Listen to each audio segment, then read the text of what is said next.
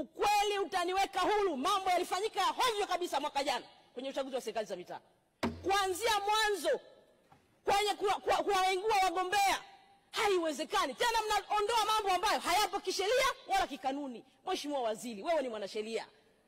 Eti mnasema form moja sehemu aliyojaza anajua kusoma Kiswahili, kwamba eti alipiga tiki sehemu ya pili kwamba anajua na Kiingereza, kwa alikosea kujaza form. Hilo jambo linamuondoa mgombea. Naomba niwaambie, amani tunayoimba, amani ni tunda la haki.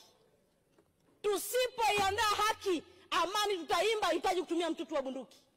Mheshimiwa Rais ameanza vizuri, ametenda vizuri. Yaliyotokea kwenye uchaguzi wa serikali za mitaa, bado maumivu ya Watanzania ni makubwa. Imani imepotea juu ya kulinda haki yao kwenye kura zao watakazopiga. Mimi naeleza hapa, naipenda nchi yangu. Niliwaambia wananchi wangu wasifanye fujo. Sitaki ndugu zangu waumie wala wafe kwa ajili ya uchaguzi.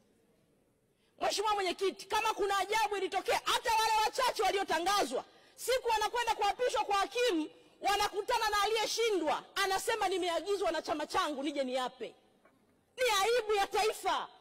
Amani tunayoizungumza leo ilitengenezwa, na kutengeneza kwake ni haki.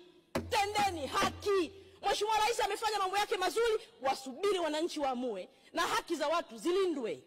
Maamuzi yao yaheshimiwe. Hakuna mtu leo mnaona mambo yanazungumzwa hapo. No reform, no election. Hayaji tu, ni mambo yamesababishwa na hayo maumivu ambayo watu wanazungumza. Kuna majibu yatolewe. Hakuna mtu ambaye anaweza kuvunja amani ya nchi hii. Tukivunja tunaenda wapi? Taifa ni la kwetu sote.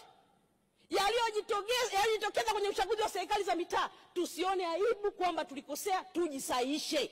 Turudishe amani ya taifa letu. Turudishe haki ya mpiga kura. Turudishe heshima ya mpiga kura. Viongozi wote wanatokana na maamuzi ya wananchi. Tukikosea leo, tunatengeneza taifa la namna gani? Tutasema sawa, tumerudi. Na mimi Mheshimiwa Mwenyekiti, ni kweli tunasema mambo yamefanyika. Hata jimboni kwangu yamefanyika. Nataka nirudi kwa haki. Wananchi waamue kwamba aidha tunakurudisha bungeni, sio kwa sababu fulani amesema. Hao wananchi watakuwa na mbunge waliyemchagua, diwani waliyemchagua, wanaweza kumkosoa kwa makosa anayofanya. Leo tukitumia mgongo wa nyuma, tukatumia mamlaka, amani hii tutayubili leo. Tunayoyubili leo, hatutatumia mtutu wa bunduki kuirudisha. Tutairudisha kwa kutenda haki, na haki ndiyo tunda la amani. Ndio ushauri wangu kwenye eneo hili, bila hofu yoyote. Kama Mkristo nitawashauri, tumetoka huko na wote tuna dini humu ndani. Makosa yaliyofanyika tukubali, yalifanyika ni makosa.